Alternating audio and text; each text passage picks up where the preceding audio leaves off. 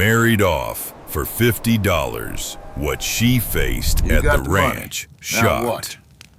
Just making sure it's all before here. we start the story, leave a comment telling us which city you're watching from. And at the end, don't forget to rate this story from 0 to 10. Enjoy the story. The wind swept across the Wyoming plains like a blade, sharp and merciless. It rattled the crooked shutters of the farmhouse and pushed icy fingers under the door frame where Hannah Lee stood. At only 18, she was about to be handed away like a parcel, her life sealed in a bargain she had never agreed to. Her shawl clung tight around her shoulders, but no wool could block the truth, pressing against her chest. Behind her, the fire crackled, throwing sparks as her uncle leaned lazily against the hearth. His face, hard and weathered by bitterness, held none of the softness of family. To him, Hannah was not kin, not a niece to protect or cherish, but an expense, another mouth he was too tired to feed. He spat into the flames, then eyed the tall man across from him, Samuel Carter. Samuel was 36, broad-shouldered and silent, his trail coat dusted with snow. A widower, father of 3, and master of land carved out of wilderness, he was a man who wore sorrow in his silence. He removed his hat, gray eyes fixed and steady. He had not asked for Hannah's consent. He had not needed to. The deal was already struck. Her uncle's voice sliced the air. She's untouched. Raised her on beans and chores, not ribbons. Strong enough to work and young enough to give you sons. $50 and the bull makes a square. The pouch of coins clinked against the table final as a gavel. Samuel nodded, once slid the deed to the bull forward and turned toward the door. Hannah's breath hitched, but no words came. What could she say? Her choices had been cut away long before this moment. She followed into the storm because there was nothing left behind worth staying for. The wagon was plain, covered with canvas that sagged at the edges. Samuel offered no hand, no blanket, not even a word as she climbed in. The door shut and the world dulled to muffled silence.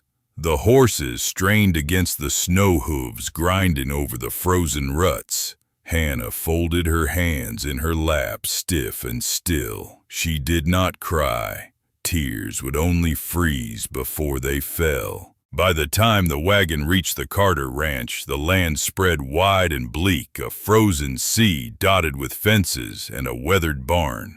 The 2-story house stood stern against the wind, its boards gray and groaning its windows, dark with the memory of loss. Samuel helped her down with a short nod, then walked to the barn without a backward glance. Alone, Hannah stepped into the house. The air inside was sharp with silence, colder than the Wyoming winter. 3 children stood in the hall like wary sentinels. The youngest, Annie, barely 3, clung to her brother's hand. Eli, 6, held his jaw tight, his small frame stiff with the weight of protection. Behind them stood Micah, 8 years old, already carrying himself with the posture of a man. Their eyes were wide-guarded, measuring this stranger who was now supposed to fill a role none of them wanted replaced. "Hello," Hannah whispered, her voice trembling despite her effort. Annie sucked her thumb. Eli looked at the floor. Micah turned and walked away. That night, the silence of the house pressed down on her like a stone. No laughter, no warmth, only the groan of old boards and the echo of what once had been. Hannah lay awake in the small room given to her, staring at the cracked ceiling, listening for sounds of life. None came. The days that followed blurred together with chores she scarcely knew how to do. Hauling water from a stubborn pump, scrubbing floors until her knees ached, chopping vegetables and trying not to burn the bread in a stove that seemed to mock her efforts. The chickens scattered when she entered the coop, and the cows shifted uneasily when she came near. Even the house seemed to resist her. The children kept their distance. Annie hid behind chairs. Eli hovered at windows. Micah spent long hours in the barn chopping wood far past dusk. Samuel, for his part, neither scolded nor guided. He rose early, worked the ranch, and returned with a face unreadable. He spoke little, his silence as steady as the snow that fell day after day. Yet in that silence, small things began to appear. A note pinned beside the stove. Oak burns longer than pine. Another left by the pantry. Eli won't eat carrots. Use beans instead. One morning she found a scrap of paper tucked under a chipped bowl. You don't have to do it all. Just try. She stared at the words longer than she should have, heat blooming in her chest. Samuel never spoke of the notes, never admitted they were his, but she knew. And though he never praised her openly, she discovered chores half finished in the evening were mysteriously completed by dawn. Bread dough she had abandoned was baked into warm loaves by morning. The firewood she forgot to carry inside was stacked neatly by the hearth. The house remained quiet, but slowly, the silence felt less like judgment and more like endurance. The smallest child, Annie, would sometimes toddle near and peek at her from behind a chair. Eli once took bread from her hand without recoiling. Even Micah, who kept his distance, left a painted pine cone on her nightstand after she baked honey bread and left it by his door. For the first time since she had arrived, Hannah exhaled without trembling. But still, she was not wife, not mother, not even kin. She was a transaction, a shadow, moving through a house that did not yet claim her. And though she did not voice it, the thought lingered in her heart. Would she ever truly belong here? The days at the Carter Ranch began to stretch long and uncertain, stitched together by chores and silence. Hannah learned to rise before the sun, the pale gray of dawn her only companion, as she set water to boil or kneaded bread that often burned at the edges.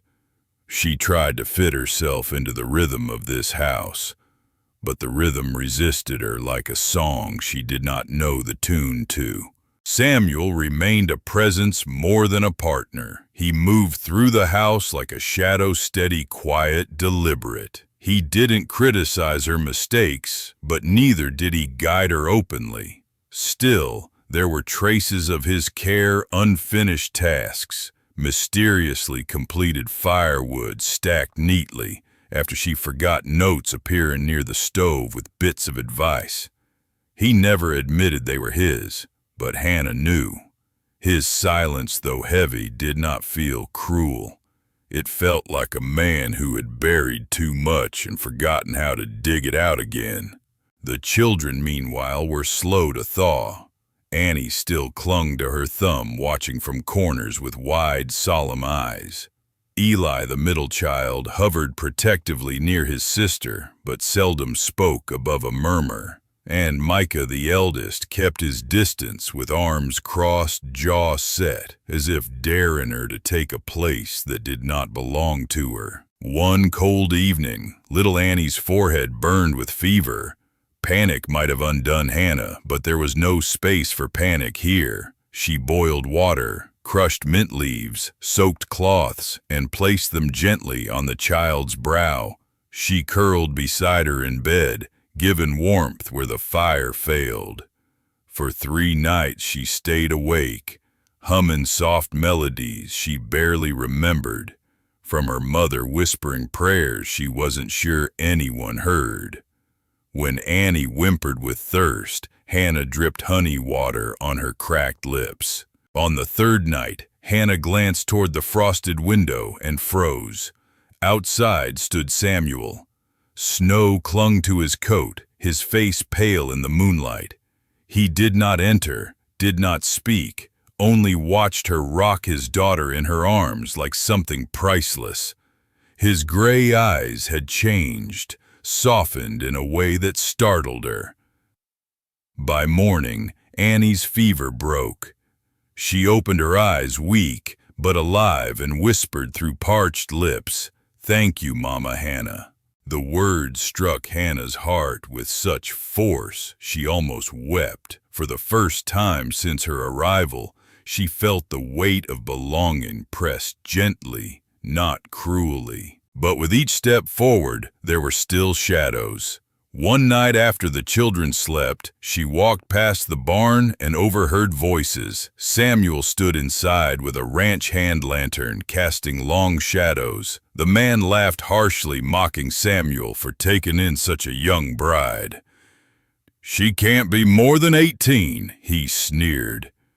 "Bet she keeps you warmer than the firewood, eh?" Hannah's blood chilled. She waited for Samuel to silence the insult to defend her name, but his reply came low and even I took her for convenience. "Nothing more. She tends the house cares for the children, that's all." The words cut deeper than any winter wind. She turned away, her breath ragged, her chest hollow.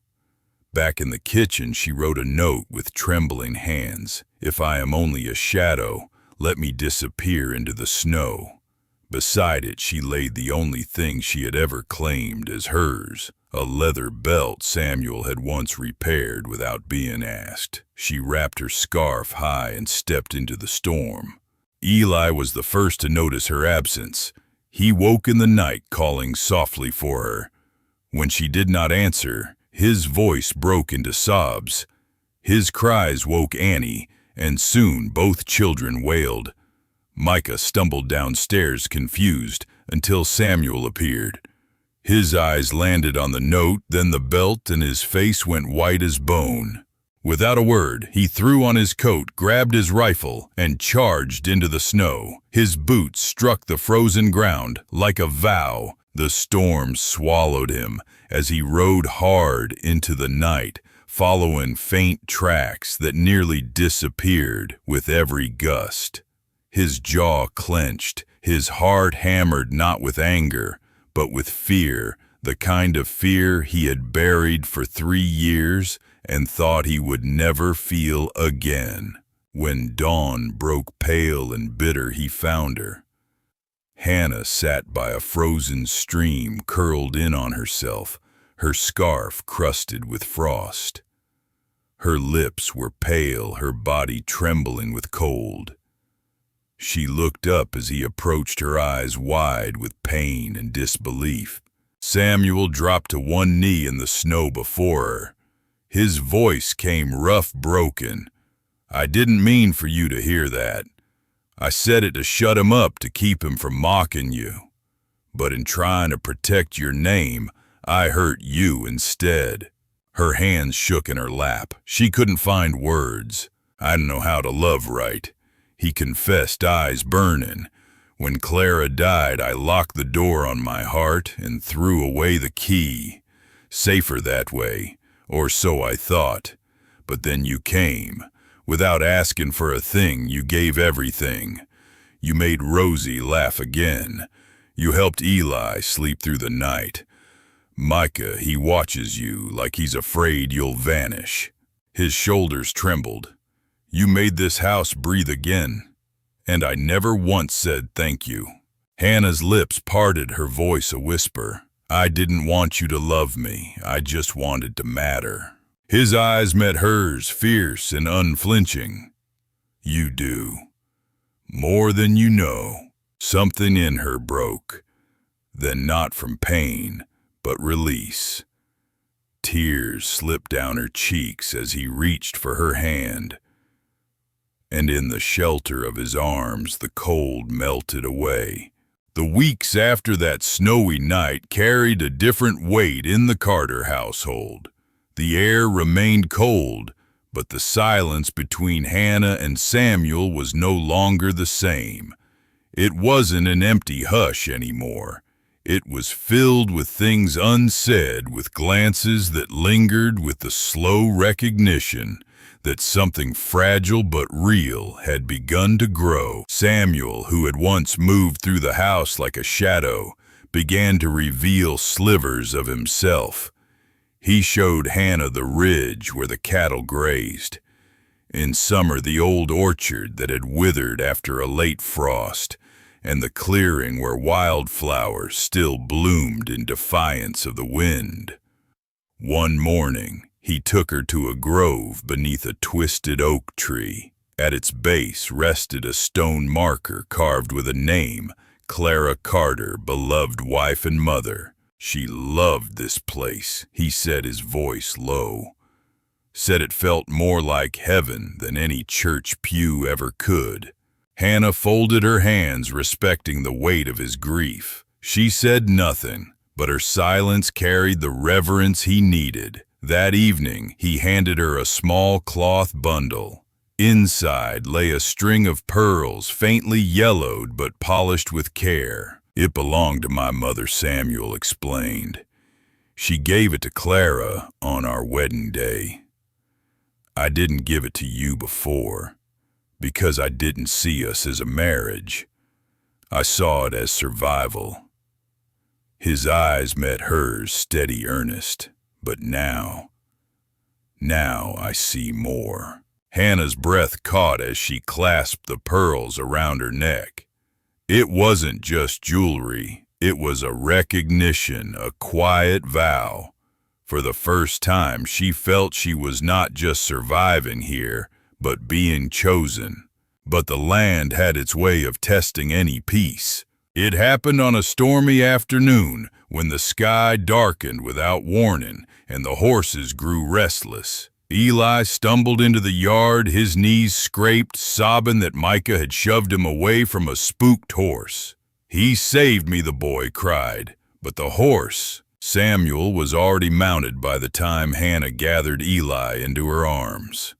Fear clawed at her chest as she followed on foot, her skirts soaked with mud. When they reached the pasture, Micah lay crumpled in the dirt, motionless, his temples streaked with blood. Samuel dismounted with a cry that seemed torn from his very bones. He lifted his son into his arms, the boy limp boots dangling like dead weight. "Micah," his voice broke. "No, no, no." The ride back to the house was a blur of pounding hooves and prayer. The doctor came and went, his face grim. The boy is young, strong, but the head, sometimes it heals, sometimes it doesn't. All you can do is wait. The house fell into suffocating silence. Samuel couldn't bear to sit by the bed. Every time he looked at Micah, it was as if the world collapsed inside him. "I never should have let him work the corral," he muttered, once a voice ragged. "He's just a boy. I wanted to make him strong, but I broke him." "You didn't," Hannah said softly, laying a hand on his arm. "He tried to save his brother. That's strength." But Samuel only shook his head, retreating into his grief. It was Hannah who kept vigil. Night after night she sat by Micah's bed, holding his hand, whispering stories of coyotes and starlight, praying words she wasn't sure she believed. Annie left drawings by the pillow. Eli slept with Micah's boots beside his bed. But it was Hannah's voice that filled the silence. "You're not allowed to give up, Micah Carter. Not when we finally learned how to love again." On the fourth night, when the wind outside stilled and the lamps flickered low, Micah stirred. His hand twitched. Hannah gasped, leaning close. His eyelids fluttered, then opened. "Micah," she whispered, tears brimming. "Can you hear me?" His gaze found hers, blurred but real. And then in a voice raspy but clear, he asked, "Mama, did you cry for me?" Her hands flew to her mouth as sobs shook her. She nodded, unable to speak. At the doorway, Samuel staggered back against the wall, pressing his fist to his chest, as if holding his heart in place. His son had come back, but more than that, he had chosen her. The word mama echoed through the house like a blessing, filling the emptiness with something warm, something unbreakable. The weeks after Micah's awakening unfolded with a gentler rhythm. The Carter house, once filled with silence, began to hum with small but steady sounds. Annie's laughter echoing down the hallway, Eli's voice asking endless questions at the supper table, Micah's footsteps returning to the barn, cautious but determined, and always in the background, Hannah's presence weaving itself into the fabric of their days. Samuel noticed it most in the quiet moments, how Annie nestled against Hannah's lap during stories by the fire, how Eli sought her nod of approval before feeding the hens, how Micah, still slow to trust, lingered just a little longer in the kitchen doorway, when Hannah baked honey bread as though the smell itself anchored him to her. Each of these small signs spoke louder than words. The children were no longer only his, they were becoming hers too. When the first thaw came, Samuel led Hannah to the field, where the wildflowers swayed in unruly colors. Beneath the twisted oak, where Clara's ashes had been scattered, he waited. His vest pressed his shirt white and clean for the first time in years. Hannah walked toward him, her dress simple but graceful, Annie clutching her hand, Eli carrying a crooked boutonniere, and Micah standing tall, vest buttoned tight. There were no musicians, no crowds, no elaborate procession. Only the whisper of wind, the laughter of children, and the low voice of a traveling preacher who spoke of second chances. Samuel's hands trembled as he held Hannah's. "I buried my heart under this tree," he said, voice rough but steady. "But you came and made it bloom again. You're not just the woman I married. You're the home I thought I'd never have." Hannah blinked back tears, her own words a quiet vow. "I wasn't looking for a family. I didn't know how to be anyone's wife or mother. But you, Samuel, gave me the chance to try. And your children. They taught me how to stay." Their kiss was simple, but the children cheered, petals swirling in the breeze as if the land itself rejoiced. For the first time, the Carters stood together, not as a family fractured by loss, but as one bound by new hope. That evening, they shared a modest feast, roast chicken, warm bread berry pie, and the house filled with something it had long been denied: laughter. The walls that once echoed grief now carried voices soft and full of life. But peace is rarely left undisturbed. Just as twilight stretched across the horizon, a wagon creaked into view. An old man stepped down, slowly, shoulders hunched, hat clutched against his chest. Hannah froze. It was her uncle. Time had hollowed him. His cheeks were sunken, his hands shook as though the years themselves weighed too heavy. He cleared his throat, his voice roughened by guilt. "I heard tell there was a wedding, and I just wanted to say, I did you wrong, girl. Sold you like you were nothing but a sack of flour. God knows I've paid for it every day since." Samuel stepped closer, his posture protective but silent. The children drew near, wary of the stranger. Hannah stood still, her heart pounding. The memories of that winter night returned: the pouch of coins, the clink of a deed, the sound of the door closing behind her. Her uncle's eyes glistened. "I don't expect forgiveness, but I needed to say it out loud before I die." Hannah swallowed hard, her voice trembling but clear. "You took away my choice, my voice. You sold me as if I were a burden to be rid of. But that road, the one you forced me down, it led me here." She paused, searching his face. "I forgive you, but I will not forget."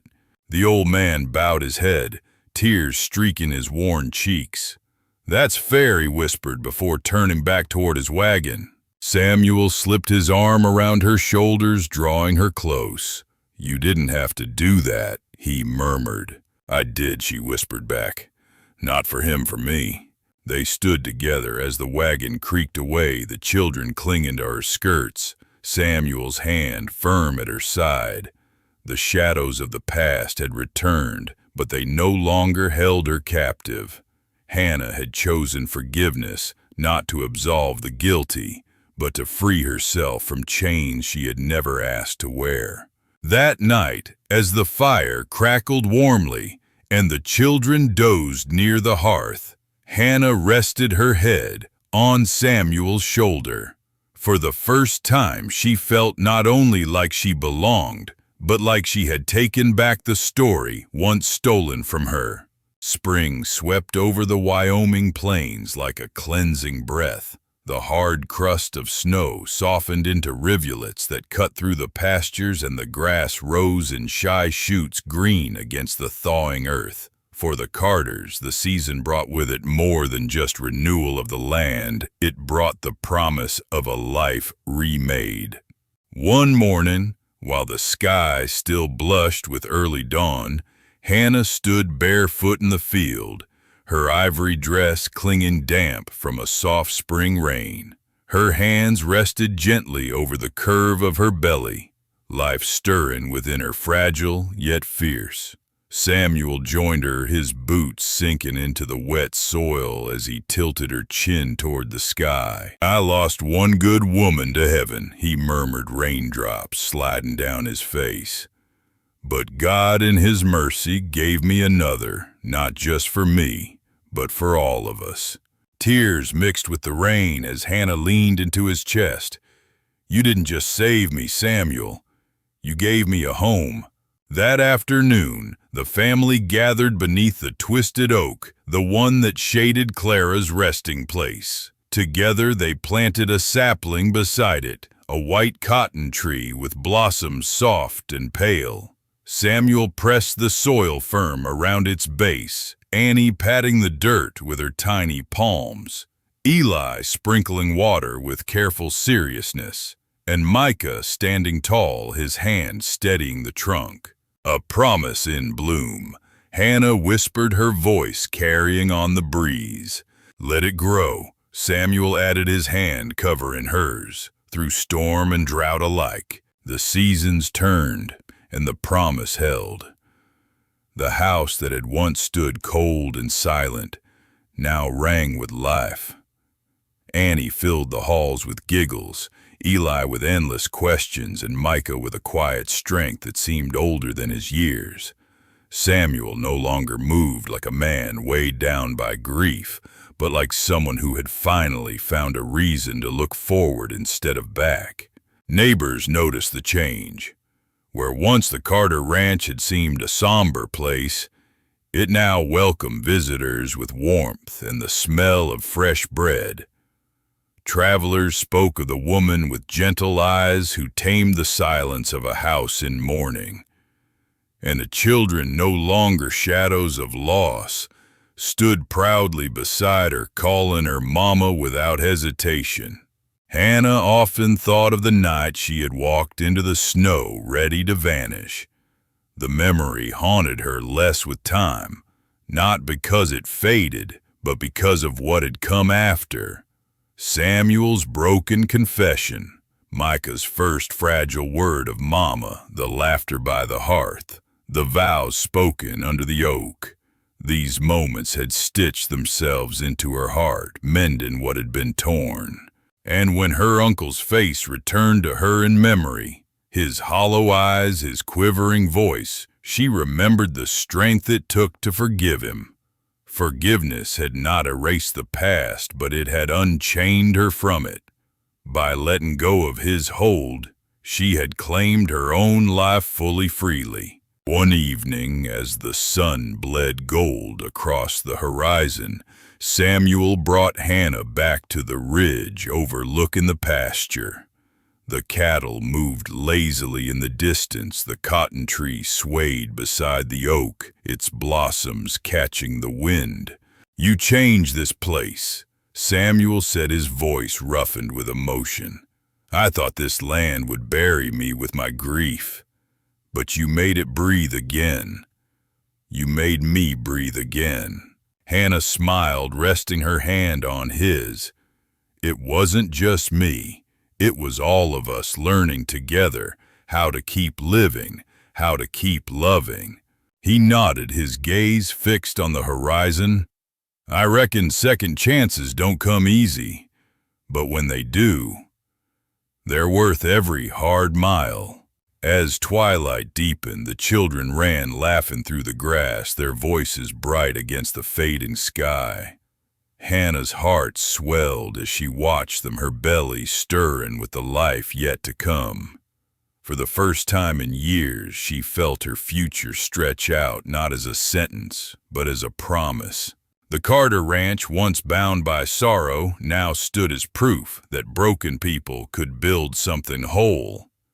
If this story stirred something deep in you, let it be this: even in the harshest winters of life, love can take root and bloom again. Forgiveness doesn't erase the past, but it frees the heart to step into tomorrow unshackled. And second chances, though they may come late, though they may be born from pain, can become the greatest blessings of all. Do you believe in second chances? Have you ever seen love grow where you thought nothing could survive? Share your story in the comments below. And if you want more tales of quiet devotion, fierce hearts, and hope found on the wild frontier, make sure to subscribe and turn on notifications. Because under the wide American sky, love never rides easy, but it always proves worth the ride.